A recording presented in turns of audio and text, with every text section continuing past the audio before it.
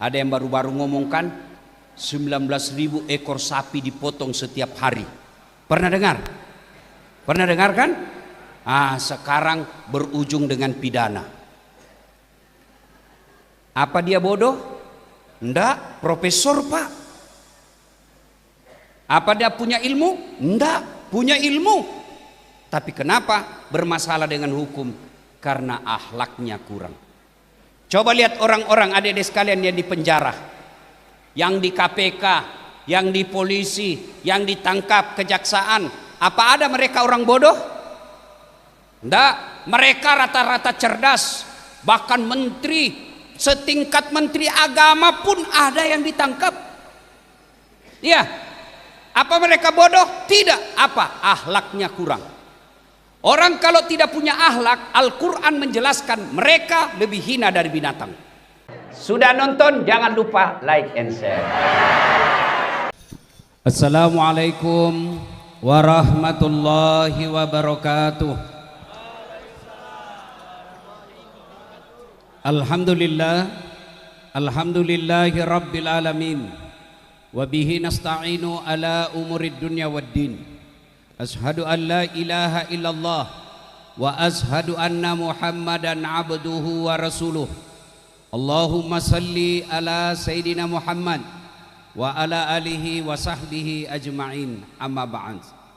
Bapak Ibu, saudara-saudara sekalian teristimewa yang kita hormati, yang mewakili Kepala Dinas Pendidikan Jawa Timur, Bapak Dr. Mustaqim SSMSI, yang insya Allah dimuliakan rahmati Allah Subhanahu wa Ta'ala.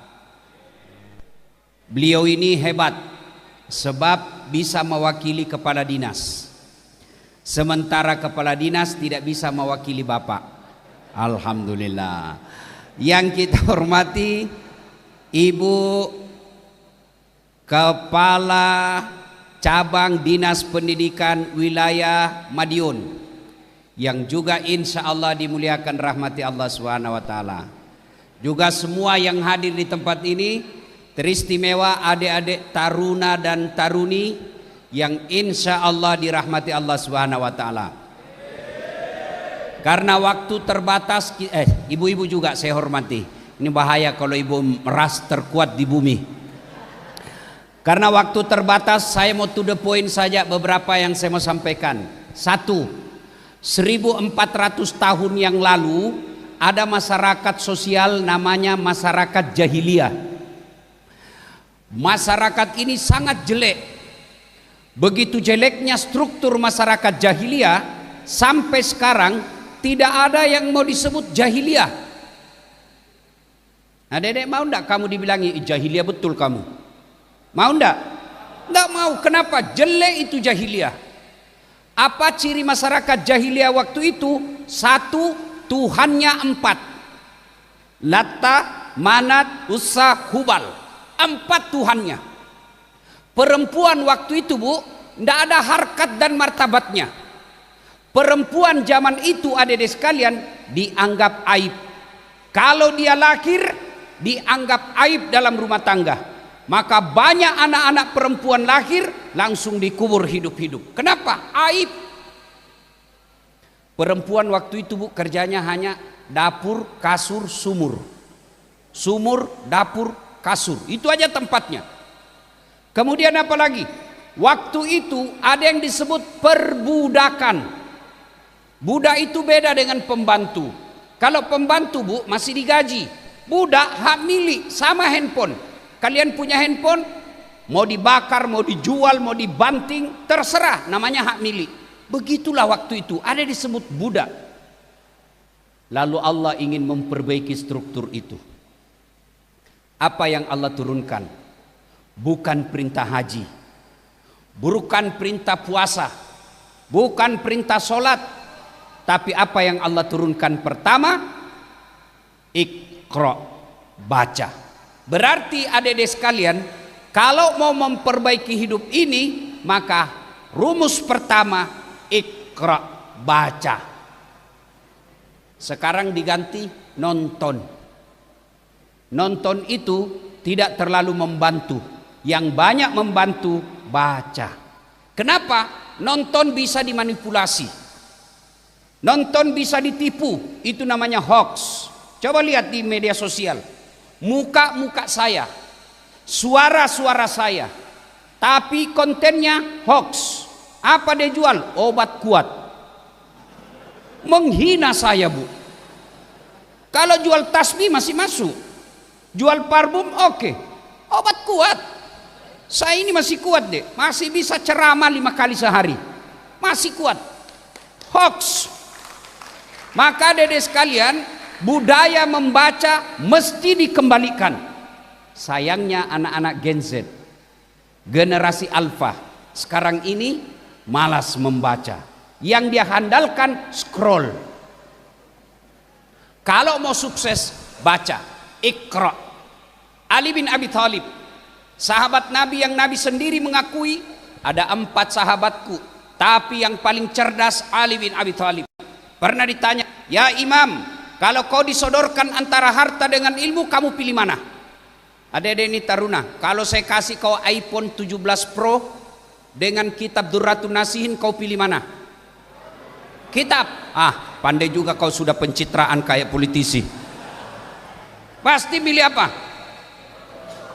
Kalau kau disuruh pilih uang dengan harta dengan ilmu, pilih mana? Banyak yang pilih duit. Ali bin Abi Thalib kata, kalau saya disuruh pilih antara harta dengan ilmu, saya pilih ilmu. Kenapa pilih ilmu ya Imam? Ada 3 kelebihan ilmu dibanding harta. Apa itu? 1, harta setengah mati kamu jaga, ilmu dia yang jaga kamu. Adik-adik punya duit 5 juta, kau masuk di balik kaleng-kaleng, masukkan di kaleng-kaleng, itu kaleng kau gembok. Sudah itu kau masukkan lemari, gembok lagi lemarimu. Berapa sudah gemboknya? Berapa gemboknya? 2. Keluar kamar gembok lagi. Berapa gemboknya? 3. Keluar rumah gembok lagi. Berapa gemboknya? 4. Keluar pagar gembok lagi pagarnya. Berapa gemboknya? 5. Sampai di sekolah hilang gemboknya, hilang kuncinya. Setengah mati kamu jaga. Sementara harta, ilmu, harta kamu yang jaga, ilmu dia yang jaga kamu. Mana buktinya? Kau tengok saya tadi kan, saya dari Surabaya mau ke Ponorogo dikawal polisi. Niung, niung, niung, niung, niung, niung. Kenapa? Apa karena saya gagah? Tidak. Apa karena saya pejabat? Bukan. Kenapa? Ada ilmu. Coba saya tadi disambut, dikasih kalung, dihormat. Padahal saya tidak gagah. Lebih gagah kalian daripada saya. Saya mau contoh ini bagaimana cara kasih perut kecil seperti itu tadi. Masya Allah. Sudah dari tadi saya lihat dia bagaimana caranya, ini kecil betul perutnya. Kalian lebih gagah dari saya, tapi saya penuh pesona. Mana buktinya? Kau mau foto sama saya toh? Maka ilmu angkat derajatnya. Dengan ilmu kamu yang dijaga, harta kamu yang jaga dia. Yang kedua kelebihan ilmu kata Ali, harta belum tentu kau bisa dapat ilmu, tapi ilmu kamu bisa dapat harta. Adik-adik di kampung, ini cerita benaran ini di kampung saya. Pak Kepala Sekolah ada di kampung saya kaya, tapi tidak ada sekolahnya Pak. Waktu itu ada namanya wartel, sekarang tidak ada lagi wartel, warung telepon. Masuk dia di wartel Pak, langsung dia ambil catat nomor HP bapaknya, anaknya. Dia telepon anaknya di Makassar, dia telepon, dia simpan itu nomornya, dia teriak, halo bapakmu nak, halo bapakmu nak. Dia tidak pencet dulu. Saya bilang, Haji pencet dulu nomornya. Sudah itu barulah dia bilang, kalau gitu kaulah yang ngajar saya. Saya pencetkan nomornya. Sudah dia telepon, yang di mulut dia simpan di telinganya, yang dia telinga disimpan di mulutnya. Halo, halo. Saya bilang, Pak Haji terbalik Pak Haji, terbalik Pak Haji. Dia bilang lagi, loha, astagfirullah, bukan halonya terbalik. Ini ada duit tapi tidak punya ilmu. Dia masuk lagi ke mall. Tahu mall ada ya? Masuk di mall, dia lihat tangga lift. Tahu tangga lift yang naik turun itu? Begitu dia masuk, dia lihat ada tulisan open. Besar sekali pembikin kuenya.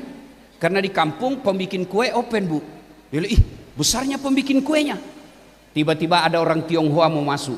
Dia teriak, jangan masuk, panas. masukin orang Tionghoa, tertutup pintu. Selang beberapa saat keluar orang Papua. Dia bilang, saya sudah bilang jangan kau masuk, hangus kau. Padahal lain yang masuk, lain yang keluar. Inilah kalau ada duit tapi tidak punya ilmu. Maka adik-adik sekalian, insya Allah kalau kamu punya ilmu, orang tuamu miskin, dengan ilmumu kelak insya Allah, Allah akan cukupkan kebutuhan ekonomi. 3, kelebihan ilmu. Apa kelebihan ilmu? Yang ketiga, insya Allah dengan harta kamu belanjakan berkurang, dengan ilmu kamu belanjakan bertambah. Contoh, saya punya duit 5 juta, saya kasih ke teman saya 2.500.000, duit saya pasti berkurang, tinggal 2,5 juta. Tapi ilmu kalau saya kasih ke orang lain pasti bertambah.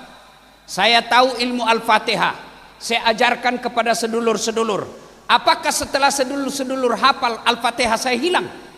Tidak mungkin. Sudah hafal, sudah Al-Fatihah. Mana Al-Fatihahku? Tidak mungkin. Berarti dengan Al-Fatihah ilmu saya nambah. Itulah sebabnya adik-adik sekalian, belajar sangat diutamakan dalam Islam. Kenapa?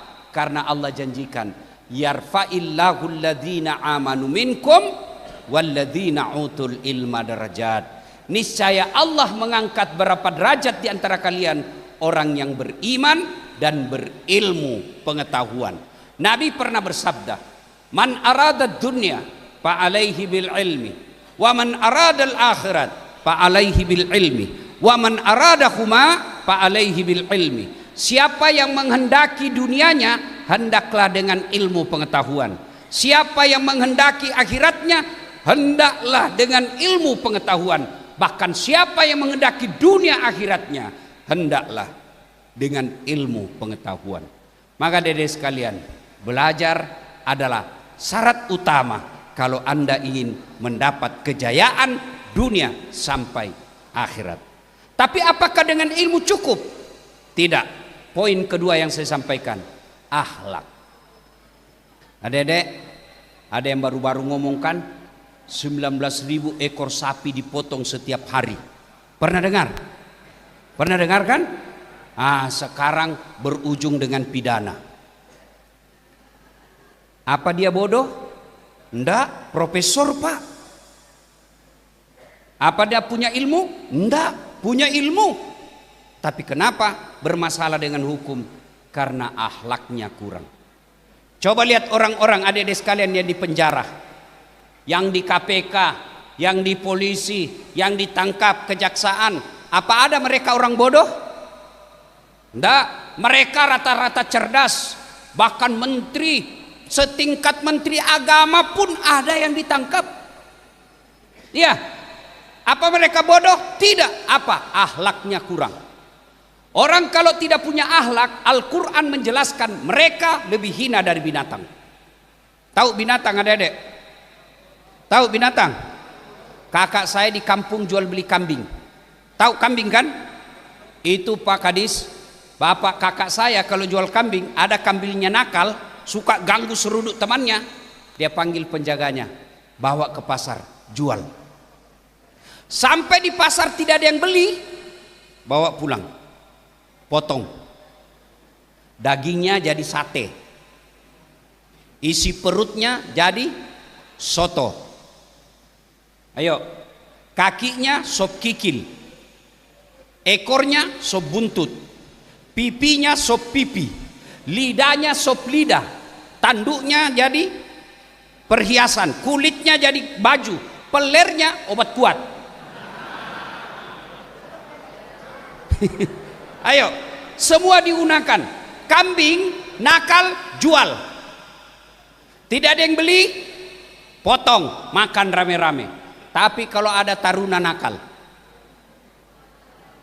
mau diapa? Potong. Siapa mau makan? Ayo, jual. Siapa yang mau beli? Sudah bego, bau keteknya, ngomong tak hancur-hancur liurnya, mau diapain? Itulah makna kalau manusia tidak punya akhlak, mereka lebih hina dari binatang. Di penjara masih makan ongkos. Orang di penjara tuh dek masih makan ongkos, dikasih makan 3 kali sehari. Maka adik-adik sekalian, selain belajar, maka Anda juga harus punya akhlak. Orang yang baik bukanlah orang yang cerdas semata, tapi Nabi pernah ditanya, untuk apa kau diutus ke muka bumi ini ya Rasulullah? Li utammimal makarimal akhlak, memperbaiki akhlak manusia. Dan saya percaya 1000% di sekolah ini selain diisi otaknya juga diisi akhlaknya. Mana buktinya? Tuh tadi hafal Quran. Adik-adik sekalian, kecil buat Allah kasih kau dunia. Kalau dunia kau punya ilmu, punya akhlak yang baik, kecil buat Allah kasih kamu dunia. Kecil. Dedek. Dek. Siapa yang punya dunia? Siapa yang punya dunia? Siapa? Allah. Mustahil dunia dalam genggaman kalau yang punya dunia kau tinggalkan. Pegang baik-baik. Mustahil dunia dalam genggaman kalau yang punya dunia kau tinggalkan. Contoh, saya akrab dengan Pak Kepala Sekolah. Saya datang ke Madiun. Pak Kepala Sekolah, saya ada di Madiun ini, mau keliling-keliling, cari-cari makanan enak di sini. Tapi masalah saya tidak ada mobil Pak Kepala Sekolah. Apa kata Kepala Sekolah? Tenang Pak, sebentar, tunggu saja Pak. Kepala Sekolah telepon Wakil Kepala Sekolah. Pak Wakil, ada Pak Ustadz itu datang. Beliau butuh mobil. Siap Pak Kepala Sekolah. 30 menit kemudian datang Wakil Kepala Sekolah. Pak Ustadz, ini kiriman Pak Kepala Sekolah, beliau lagi di Jakarta. Ini kiriman mobil, silahkan dipakai selama Ustadz di Madiun. Ini serta ini full bensin, ini juga ada pembeli oleh-oleh.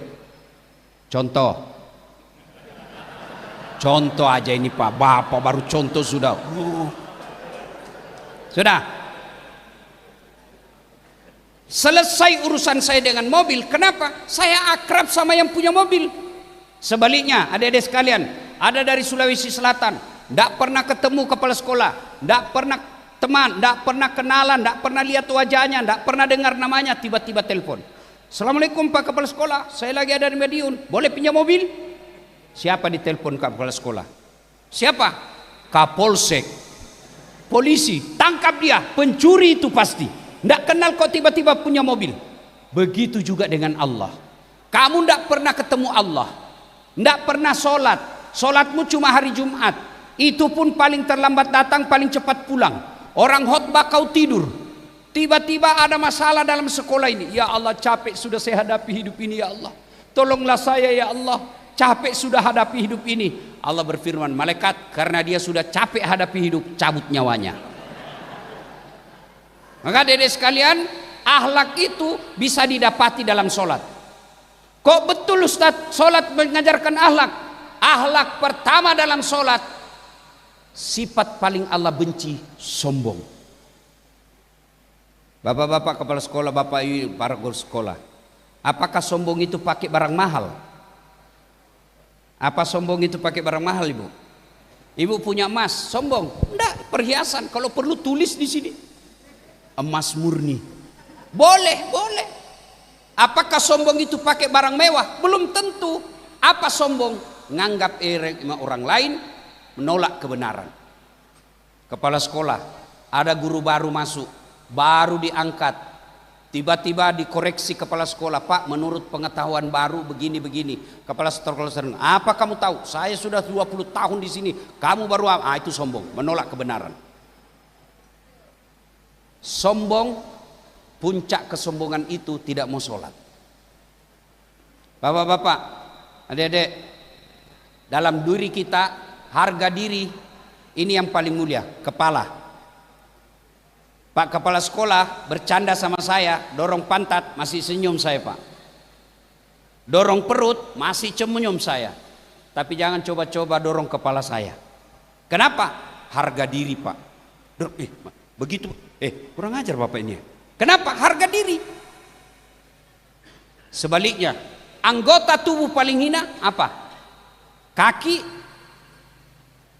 Pak Kepala Sekolah kasih saya duit pakai kaki. Ustadz, ini pembeli tiket. Oh Pak, biar saya miskin, jangan kau hina saya tikam kau.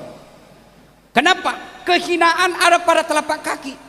Tapi ketika ketemu dengan Allah, kepalamu yang mulia, rendahkan sehina kakimu, telapak kakimu itu. Kenapa? Kamu berhadapan dengan Zat yang maha besar, maha kuasa, maha segala-galanya, Allah subhanahu wa ta'ala. Maka itulah makna orang yang baik sholatnya, tidak punya rasa sifat sombong. Apa yang kita mau sombongkan? Di dalam sini apa yang kita mau sombongkan? Ini sekalian, kepala sekolah mau sombong? Tergantung kepala dinas. Kalau kepala dinas tidak senang, wabillahi taufiq wal hidayah, ganti lagi. Apa yang kita mau sombongkan? Tidak ada Pak. Ustadz Dasat mau sombong karena viewernya sudah lebih 500 juta. Apa kau mau sombongkan Dasat? Apa kau mau sombongkan? Saya bisa ceramah karena ada penonton. Bayangkan kalau saya ceramah di sini deh 2 jam berapi-api, tidak ada yang nonton. Lewat, sudah lama beleng-beleng itu Ustadz itu. Iya toh. Apa yang kita mau sombongkan? Nah, orang yang baik akhlaknya, orang berilmu itu potensi punya kesombongan. Maka dedek sekalian, besok lusa ketika kalian sudah menjadi punya jabatan dan martabat, jangan membuat kamu sombong. Datanglah ke sekolahmu, muliakan sekolahmu, hormati guru-gurumu.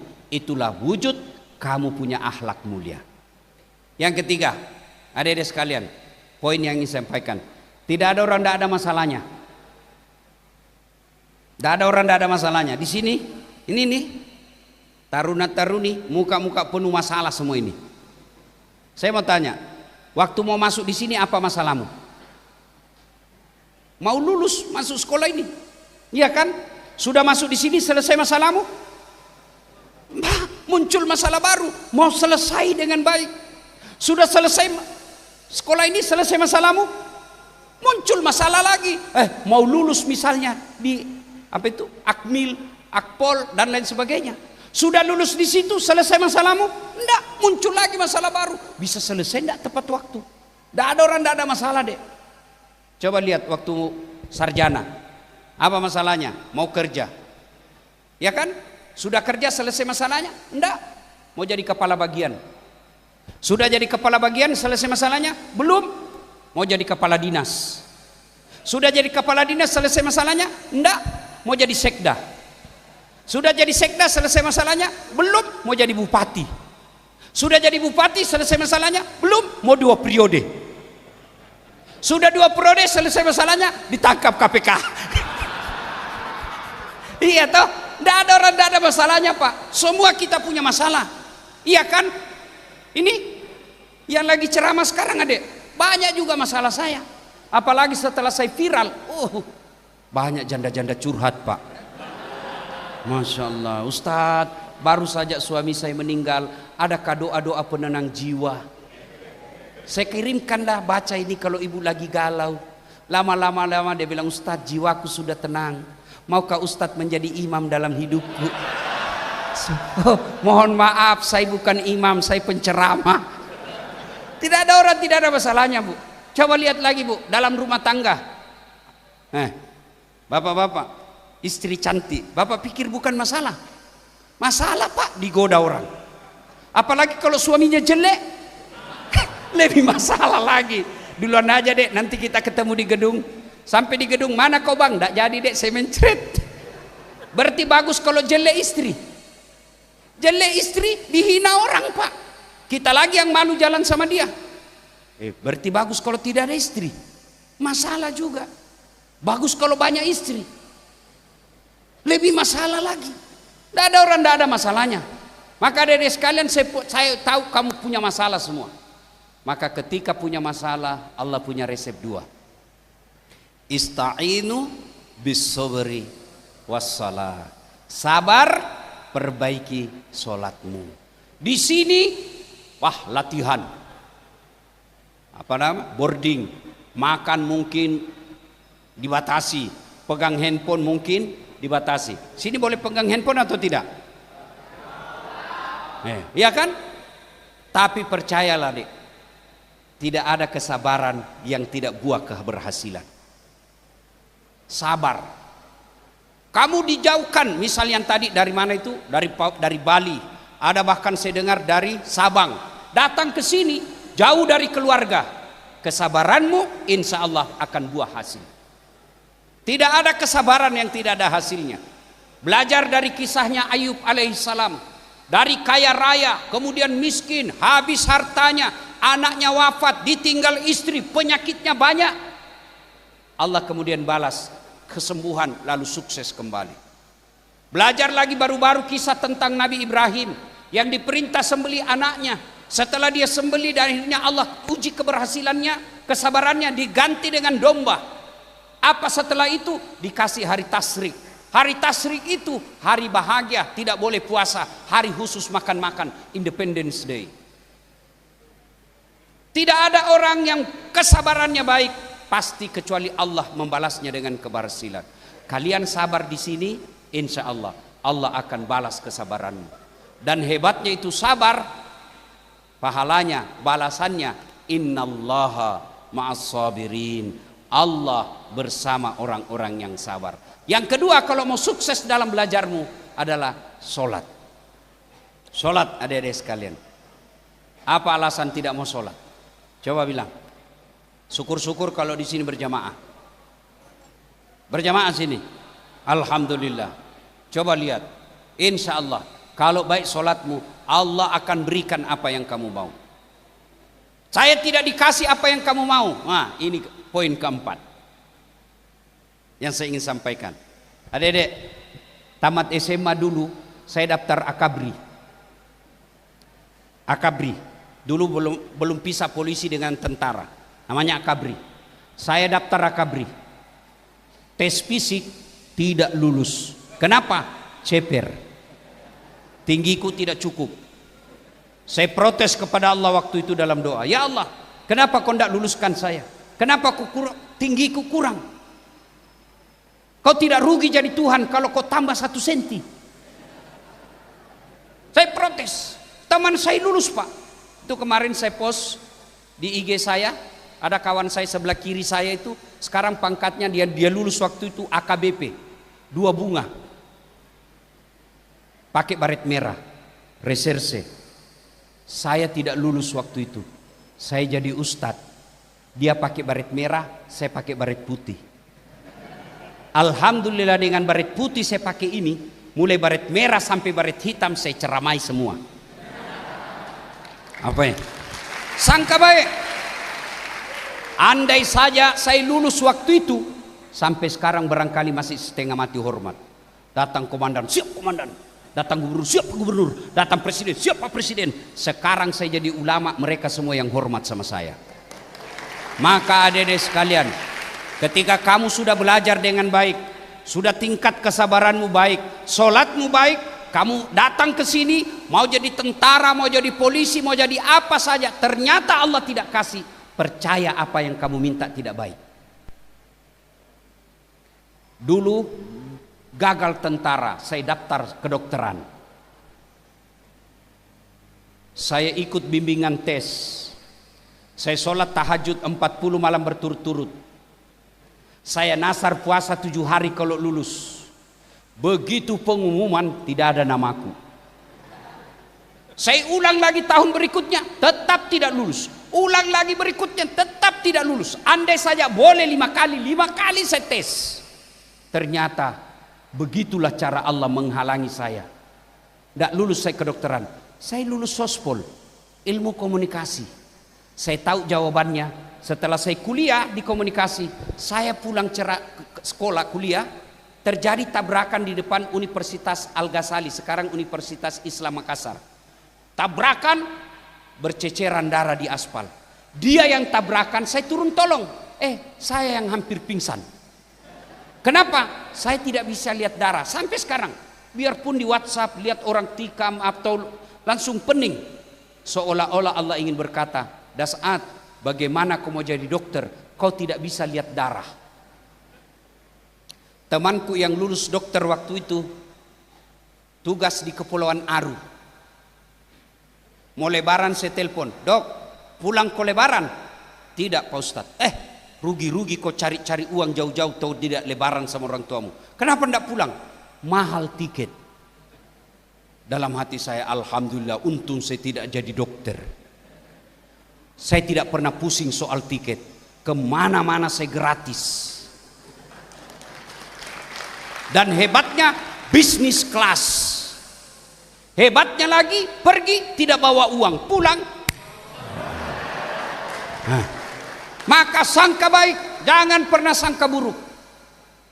Ternyata temanku yang jadi dokter, saya jadi dokter juga, tapi bukan dokter fisik, dokter psikis, mengobati orang-orang yang rusak jiwanya.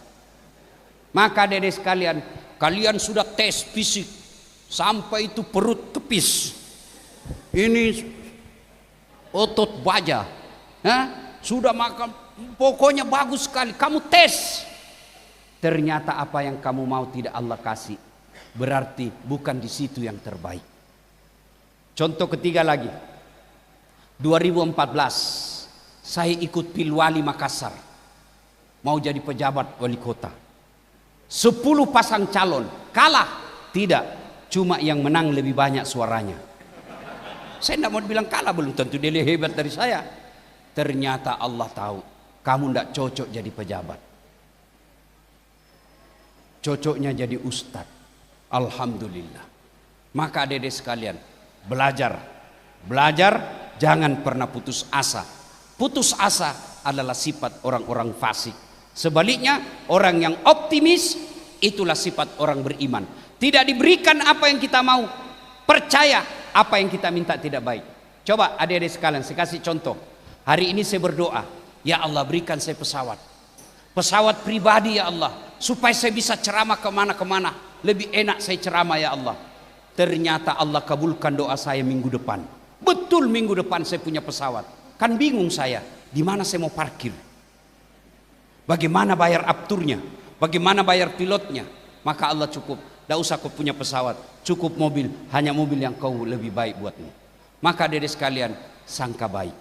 Kalau sudah nanti kelas 3 ikut daftar sesuatu sekolah kedinasan, ternyata Allah tidak kabulkan, percayalah apa yang kita minta itu tidak baik buat kita.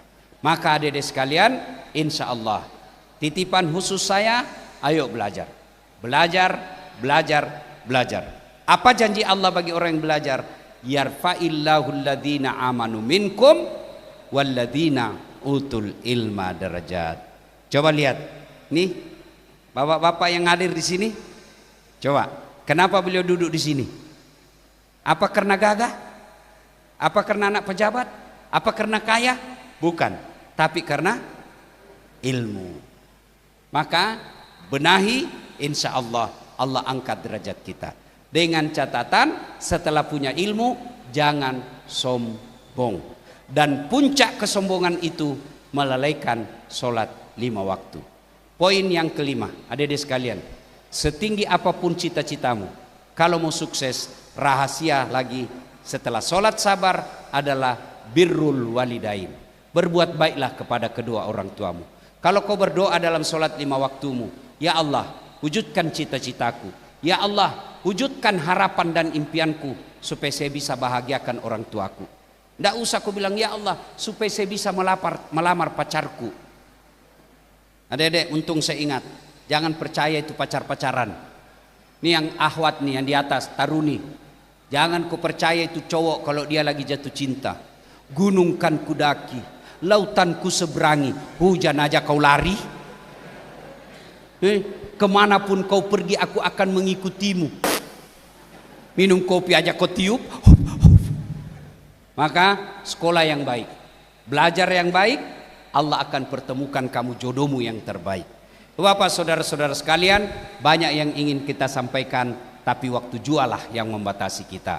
Terima kasih atas sambutan yang luar biasa. Terima kasih atas sambutan yang hangat. Mudah-mudahan Bapak Ibu sekalian, di tempat ini Allah angkat derajat Bapak Ibu sekalian. Ada yang saya lupa. Itu tadi buat anak-anak sekolah kita. Sekarang buat guru-guru. Bapak-bapak, ibu-ibu guru, bapak-bapak ya. Ibu-ibu, kalau ibu meninggal siapa yang doakan ibu? Siapa? Suami. Jangan harap Bu kawin lagi. Siapa yang doakan? Anak. Anak dalam Islam untuk bukan sekedar yang dilahirkan dari rahim. Ini anak-anak kita Bu. Bayangkan di sini ada 300 anak didik kita. Ada di antara mereka yang 5 orang, 10 orang jadi ulama. Ada yang menjadi mereka menjadi pejabat yang baik. Dia bikin perda yang mensejahterakan rakyat.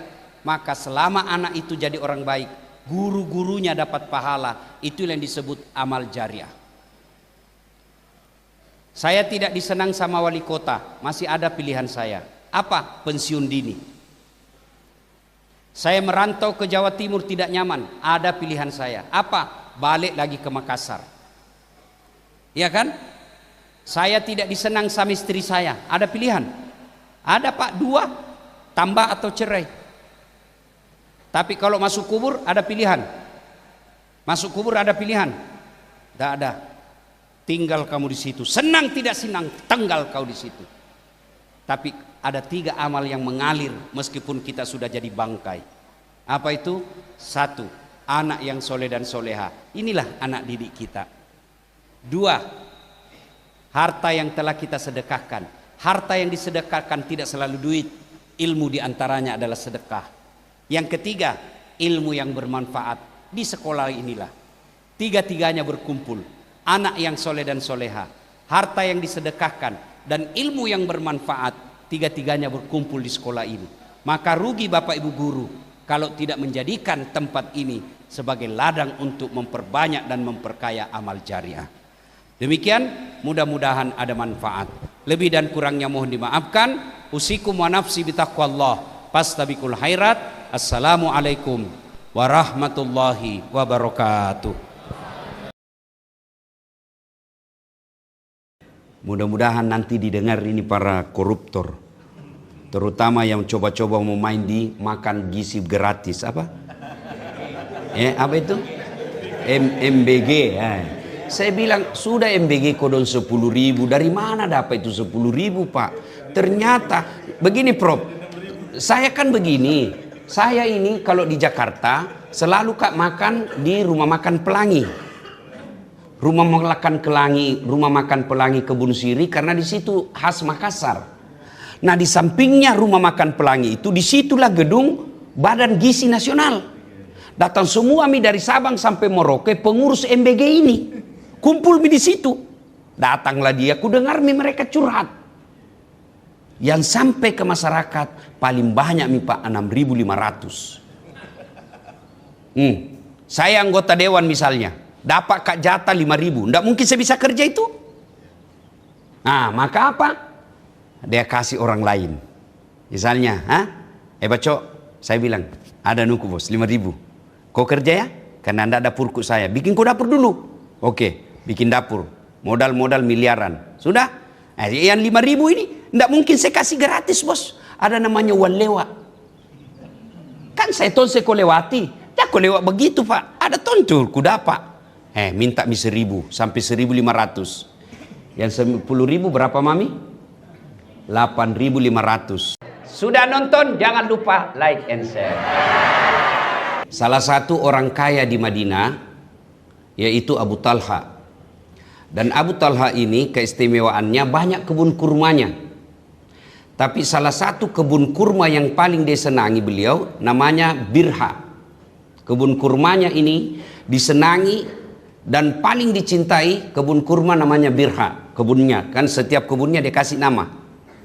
Jadi itulah menggugurkan yang mengatakan apa arti sebuah nama. Nabi dan para sahabat, Nabi tongkatnya ada namanya, ontanya ada namanya.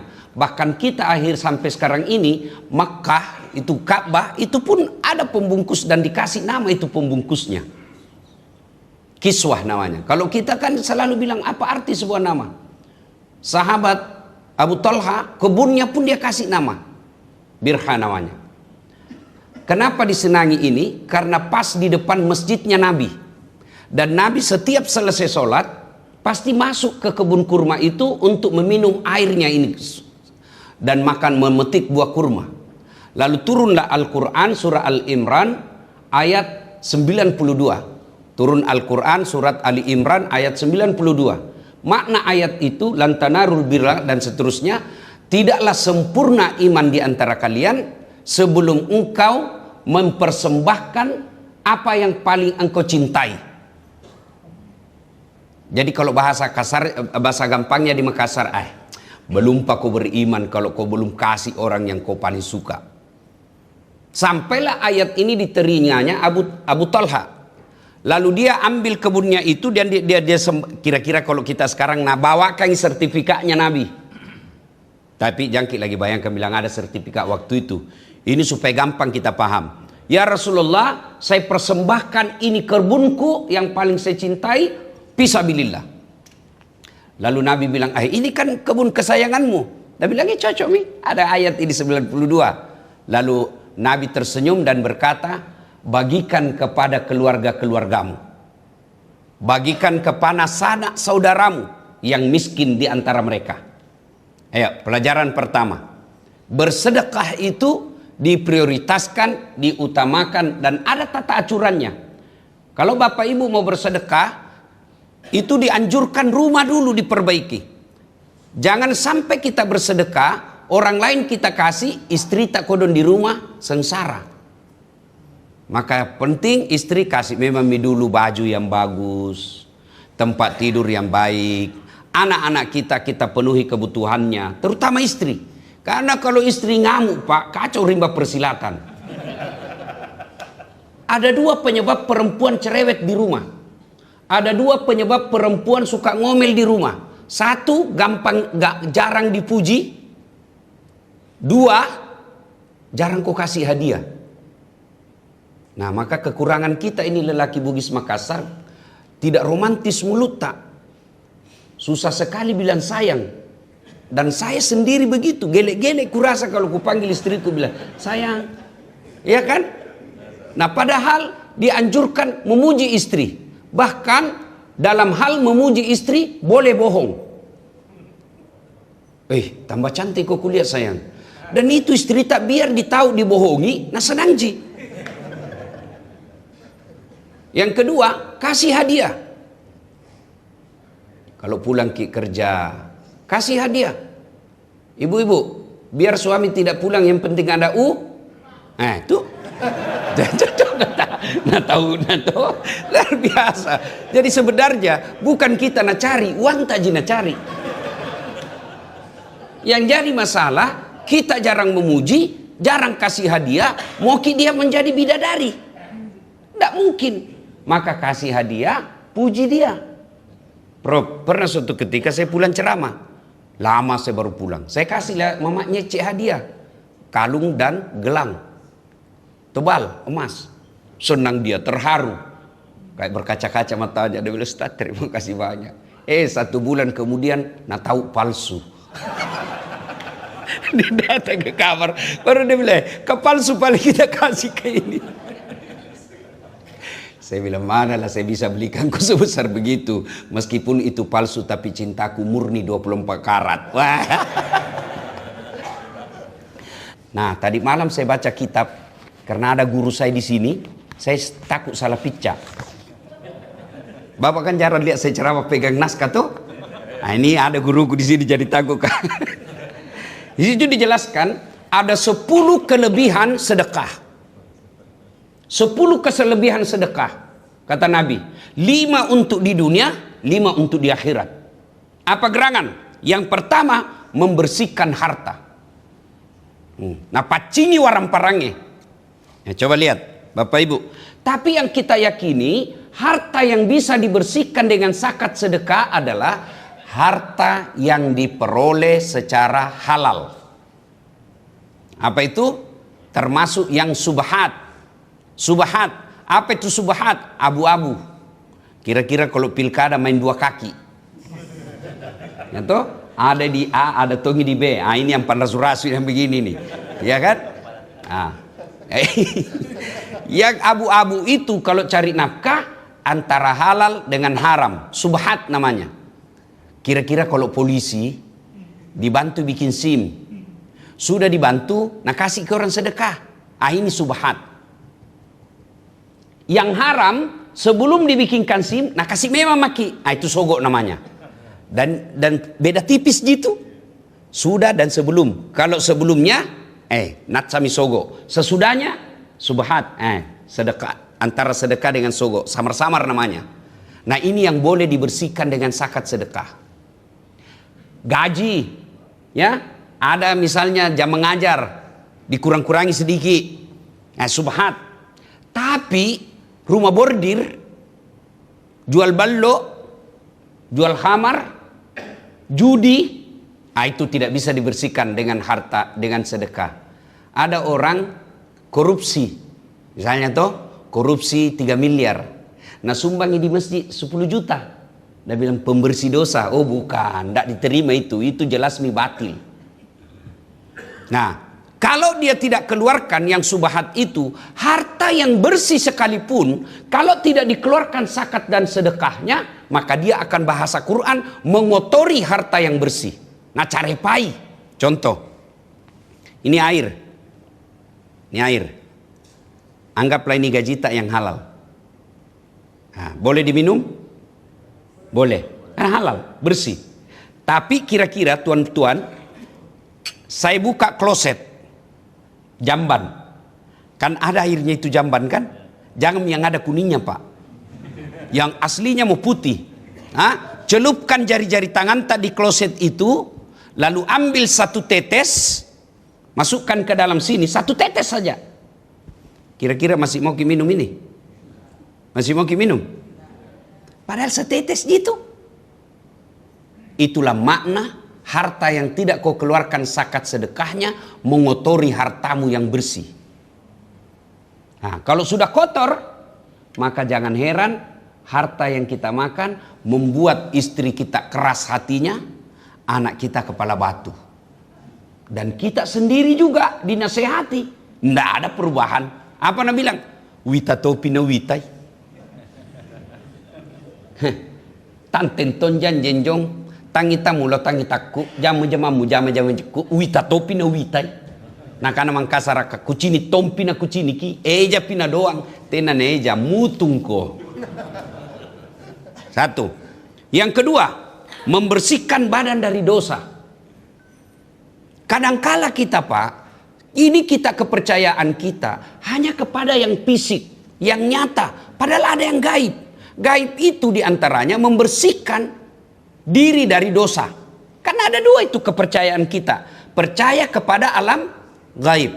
Ada 2 kan alam ini. Ada alam gaib, ada alam sahada. Alam sahada alam nyata.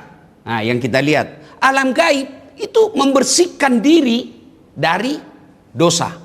Nah jadi kalau bapak-bapak merasa banyak dosanya, ya banyak-banyaklah bersedekah. Tapi yang banyak kita lihat, banyak dosanya, pelit. Kikirigal lah paku jambatan. Baru mau masuk surga. Kok kira ada orang dalam? Membersihkan diri dari dosa. Yang ketiga, menolak bala dan penyakit. Nah ini pengalaman pribadi saya. Yang terakhir soal sedekah. Saya banyak punya pengalaman tentang sedekah. Pulanglah saya ceramah dari Freeport. Ketinggian. Selesai ceramah, tiba-tiba hilang suara saya. Susah saya ngomong. Saya pergilah ke dokter THT. Kasih masuk alat cacet, pakai kamera. Diagnosa dokternya berkata, waduh Ustadz, berat ini penyakit tak. Pita suara tak sarafnya rusak. Stres saya pak. Sama tom pemain bola rusak kaki nah. Ya toh? Kalau penceramah rusak tangannya pak, Anda tidak jadi cemas. Penceramah rusak kakinya masih bisa ceramah. Tapi penceramah rusak pita suaranya, pacemi. Saya bilang sama anggotaku, Dek, kamu pergi cari orang yang bisa kita bantu. Kita sedekah. Temukanlah yang Bapak lihat di IG saya itu, ada di Tanjung, yang sempat viral di medsos Makassar. Ada ibu-ibu sendiri dia tinggal, buta kasihan, dan rumahnya gubuk-gubuk. Saya bilang kita ke sana. Bawalah saya ke sana, bawakan sembako. Kemudian saya niatkan untuk sembuh mata saya, pita suara saya, dan operasi, kasih dia operasi. Yang kedua, saya bilang cari lagi yang bisa kita bantu. Cari lagi, dapat di Tinumbu. Rumah yang tidak layak huni. Itu juga ada di IG saya sebar. Rumah layak huni, tidak layak huni. Kita bedah rumah, selesai rumahnya. Begitu saya pergi Singapura, jadi Bapak masih ingat kira-kira itu pernah saya sakit 6 bulan. Tidak ada itu kejadian yang tidak ada hikmahnya. Apa hikmahnya setelah saya sakit begitu? Ada orang kaya bilang sama saya, kau mau berobat kemana saja, gratis, saya yang tanggung A sampai Z. Nah itu hikmahnya. Tiap 3 bulan saya pergi cek, gratis dibayarkan semua. Nah saya masuk, diperiksa sama dokter. Dokter Mon Elizabeth Singapura. Begitu dia periksa, kau asam lambung ini. Bagaimana ceritanya asam lambung dengan leher parau suara? Nah jauh itu lambung dengan leher. Nah bilang ya cocok nih kalau kau duduk, tapi kalau kau tidur, lehermu sejajar dengan lambungmu.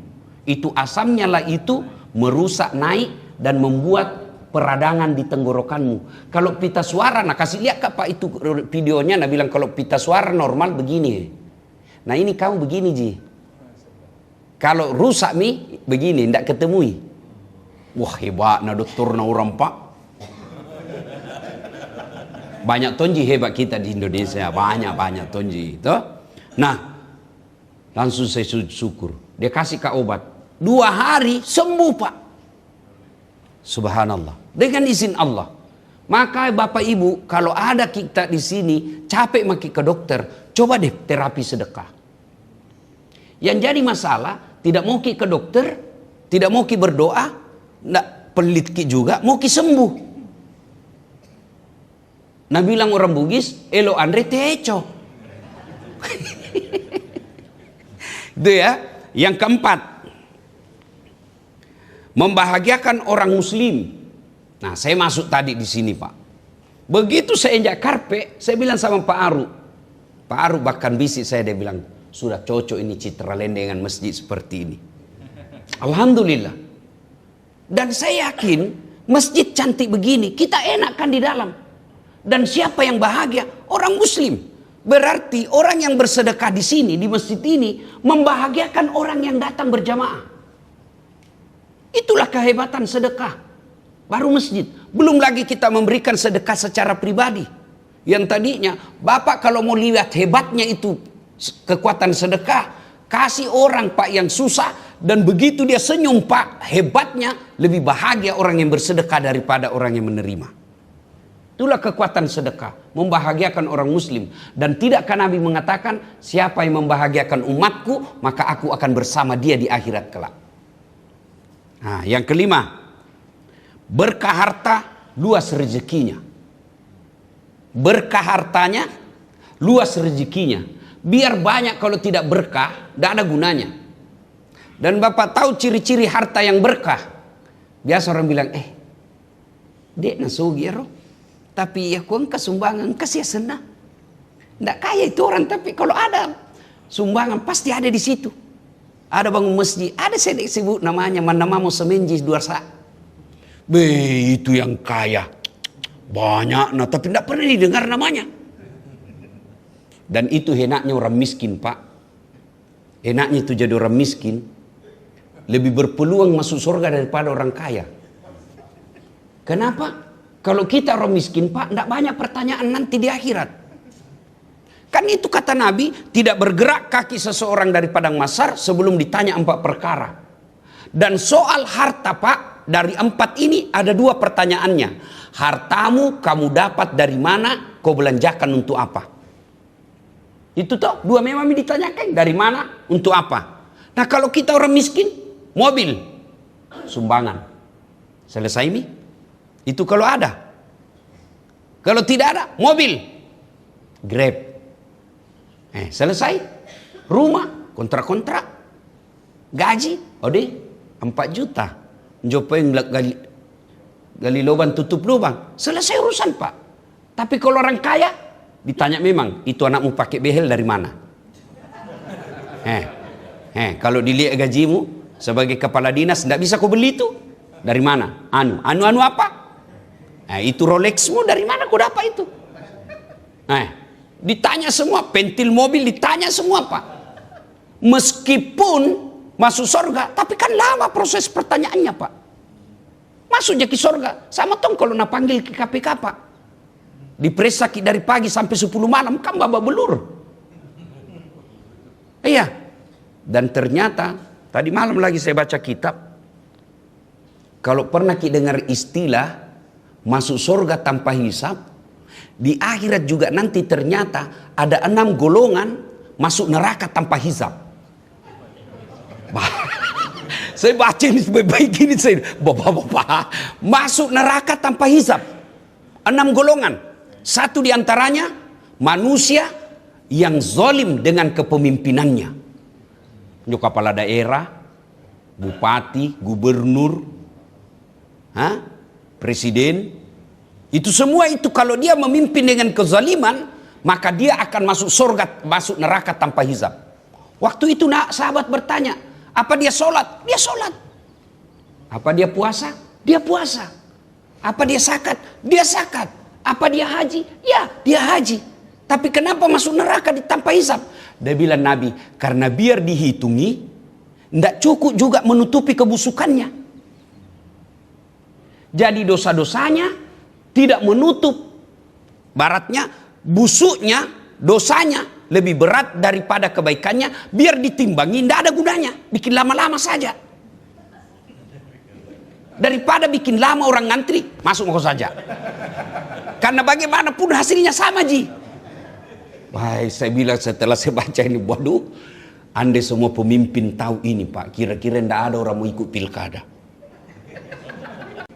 Itu biasa kan saya bilang, habis uang tak 50 miliar, lalu dia korupsi, masuk neraka. Adakah orang yang lebih bodoh dari ini? 50 miliar Pak habis duitnya, berujung penjara. Adakah orang lebih bodoh dari ini? Kalau saya ada uangku 50 miliar, saya sogok dulu Mamak Necek 5 miliar. Supaya disingka nggak kawin lagi. Pak, bagi Prof. Masih ada 45 Pak. Nah kalau 5 miliar dikasih perempuan Pak, pasti goyang otaknya. Iya toh? Masih ada 45 miliar. 5 miliar pakai bangun masjid. Cantik itu. 10 miliar pakai modal. Masih ada 20 miliar. 10 miliar kita pakai keliling-keliling dunia. Menikmati. 10 miliarnya lagi kita pakai dakwah. Wah, ini yang disebut pandai menyikapi harta. Orang ikut pilkada, nauzubillah min zalik. Itu kalau menang Pak. Pun dikalah tompa. Ini jangan ketawa dulu Pak. Tidak habis sampai di situ ini kisah soal hayat ini yang tentang masuk neraka tanpa hisab. Karena semua itu di akhirat nanti akan dimintai tanya jawab. Lalu orang yang dipilih ini, yang pemimpin yang zalim ini, dia bilang, ya Allah, di mana mahadilmu? Saya kan jadi pemimpin karena ada yang pilih Kak. Itu yang pilih Kak. Ditunjuk semua tim sukses. Pandra, sembako. Nah bawa temannya, dia bilang ini Pak Sambaleho. Ini yang pergi sosialisasi. Ini yang terima serangan fajar. Nauzubillah min zalik. Masuk neraka tanpa hisab. Lalu apa bedanya Ustaz? Yang jadi pemimpin dengan tim suksesnya, dengan penerima serangan fajarnya, sama-sama masuk neraka. Apa bedanya? Ponisnya. Ada ponis selama-lamanya, ada ponis 3 tahun, ada ponis 1 tahun. Sama Pak, pasal tentang korupsi. Ya kan? Ada yang cuma ikut serta, ada yang pelaku, ada yang namanya penginisiatif. Itu kan tingkatnya, tapi sama-sama kena hukum pidana. Yang membedakannya adalah hukumannya. Nah, nauzubillah min zalik. Mudah-mudahan nanti didengar ini para koruptor. Terutama yang coba-coba mau main di makan gizi gratis. Apa? Apa itu? MBG. Saya bilang, sudah MBG kodon 10.000, dari mana dapat itu 10.000 Pak? Ternyata, begini Prof, saya kan begini, saya ini kalau di Jakarta, selalu Kak makan di rumah makan Pelangi. Rumah makan Pelangi Kebun Siri, karena di situ khas Makassar. Nah di sampingnya rumah makan Pelangi itu, disitulah gedung Badan Gizi Nasional. Datang semua mi dari Sabang sampai Merauke, pengurus MBG ini. Kumpul mi di situ. Datanglah dia, ku dengar mi mereka curhat. Yang sampai ke masyarakat paling banyak mi Pak 6.500. Saya anggota dewan misalnya, dapat Kak jatah 5.000. Nggak mungkin saya bisa kerja itu. Nah, maka apa? Dia kasih orang lain. Misalnya, Bacok, saya bilang, ada nuku bos 5.000. Kau kerja ya? Karena anda dapurku saya. Bikin kau dapur dulu. Oke. Bikin dapur, modal miliaran, sudah. Yang 5.000 ini tidak mungkin saya kasih gratis bos. Ada namanya walewa. Kan saya tonse ko lewati, ya ko lewat begitu Pak. Ada tontur ku dapat. Minta mi 1.000 sampai 1.500. Yang 10.000 berapa mami? 8.500. Yang dikasih ini 5.000 tidak mungkin nak kerja semua. Nah kasih tamannya. Ambil mako 2.500 nah. Walewa sen di situ. Kasih tongat 500, keluar mi 2.000. Motongi untung, akhirnya yang sampai 6.500. Dengar ini pengelola. Dengar Pak. Ada doa orang-orang yang makbul. Salah satu diantaranya, fakir miskin yang teraniaya. Nah bukan orang kaya itu yang makan 10.000 Pak. Pasti fakir miskin. Lalu diambil lagi haknya. Dan dia berdoa. Dia tidak pakai bahasa Arab doanya. Bahasa Bugis. Andre ko. Bayangkan itu dia. Ada tekanannya Pak. Ada tekanannya. Dia bilang makan kok, tapi Bapak bisa pahami itu kok. Andre lah buajah. Wih, bayangkan itu Pak. Hancurlah kau. Maka hukuman dunia bisa jadi diperiksa. Saya tanya-tanya lagi tuh yang datang-datang di situ. Karena kenapa banyak kontraktor masuk ke dunia MBG ini? Dia bilang, Ustadz, efek dari efisiensi. Tidak ada pembangunan infrastruktur. Nah ada ini pegawai mau dikasih kerja. Ada ini bank yang mengejar kita. Ada proyek makan gratis. Ada tim sukses, kami ini tim sukses dulu. Masuk. Bayangkan Pak, dari pengusaha kontraktor jembatan, tiba-tiba ngurus makanan. Ini salah memang ini Pak. Karena Nabi bilang, siapa yang diberikan pekerjaan tidak sesuai dengan keahlinya, tunggulah kehancurannya. Maka prinsipnya, selama MBG ini dinilai sebagai proyek, maka tidak akan berhenti masalah. Tapi selama MBG ini dinilai sebagai ladang amal, berpastabikul khairat, insya Allah akan menjadi solusi mencerdaskan kehidupan bangsa kita. Banyak lagi masih ada sebenarnya 5 untuk sedekah, manfaat sedekah di akhirat. Tapi karena waktu yang terbatas, ya saya kira demikian. Ada yang bilang begini, kau Ustadz cerita-cerita sedekah. Nah sedekah itu Pak macam-macam. Orang kaya sedekahnya dengan harta. Dosen seperti Prof. Hamdan sedekahnya adalah ilmu. Ustadz sedekahnya adalah ilmu. Ya, jangkit lagi bilang, ini kan zamannya ini yang nyata sumbangannya. Jangan juga begitu. Nyata juga itu sumbangan ilmu. Ya, dia bilang harus yang nyata dong, bangun jembatan. Iya, bangun jembatan bagi kontraktor. Iya kan? Bagi ustadz ngajarkan fikih. Masing-masing ada sedekahnya. Kalau kita mau semua nyata, suruh bipale itu ustadz pergi urus kontraktor. Jembatan, baru itu kontraktor kau suruh ceramah subuh. Kan ada tom biasa petotuai itu tuh. Ya, sedekah. Ya, bagi penjabat sedekahnya adalah jabatannya. Bagi anggota DPR sedekahnya adalah ngomong. Maka ngomong ketika di orang demo, saya heran juga kadangkala Orang datang demo kan menyampaikan aspirasi. Dan kalian yang menerima aspirasi. Di DPR itu ada gedung. Namanya ruang. Apa Pak Aru namanya? Ruang aspirasi. Di situ orang menerima. Ini masalahnya datang orang demo lari sama anggota DPR. Mestinya kamu ngomong. Soal sudah ngomong atau tidak. Kalau sudah ngomong lanjutkan atau tidak ada solusi. Jelas kita ngomong. Sudah ngomong. Kalau kau tidak ngomong anggota DPR, anak STMK pikir bawa bambu. Di Bapak saudara-saudara sekalian, kita bukan pengusaha, bukan pemimpin, bukan ilmuwan. Apa yang disedekahkan? Jangan putus asa. Islam itu, Allah itu maha penyayang. Sedekahlah dengan apa? Senyum. Tidakkah kata Nabi, senyum adalah sedekah. Bayangkan, apa makna dari hadis itu? Jadilah rahmatan lil alamin. Kalau kita tidak bisa bersedekah di masjid, sedekah duit, sedekahlah dengan datang bermusyawarah.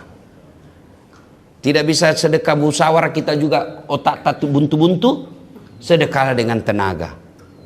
Tidak bisa juga itu, sedekahlah dengan datang berjamaah. Kalau ada duit, ada kita punya duit, sedekahlah dengan bawa nasi bungkus. Tidak ada semuanya itu, diam. Jangan banyak bicara. Ada juga orang Pak tidak datang berjamaah, tidak ada sedekah nasi kuningnya, tidak pernah datang rapat, tidak pernah datang berjamaah, ngomel aja kerja. Saya bilang saya diam mau saja. Itulah sedekah kita.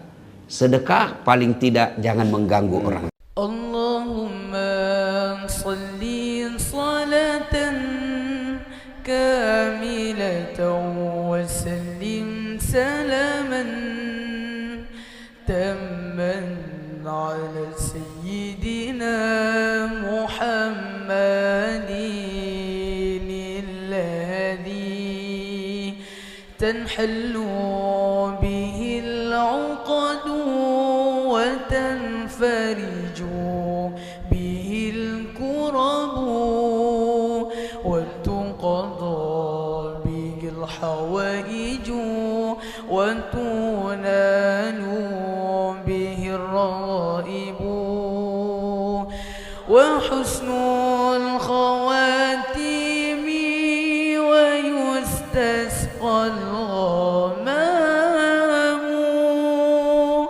بوجهه الكريم وعلى آله وصحبه في كل لمحة ونفس بعدد كل معلوم لك اللهم صل صلاة كاملة وسلم سلاما تاما على سيدنا محمد الذي تنحل به العقد وتنفرج به الكرب وتقضى به الحوائج وتنال به الرغائب وحسن الخواتيم ويستسقى الغمام بوجهه الكريم وعلى آله وصحبه في كل لمحة ونفس بعد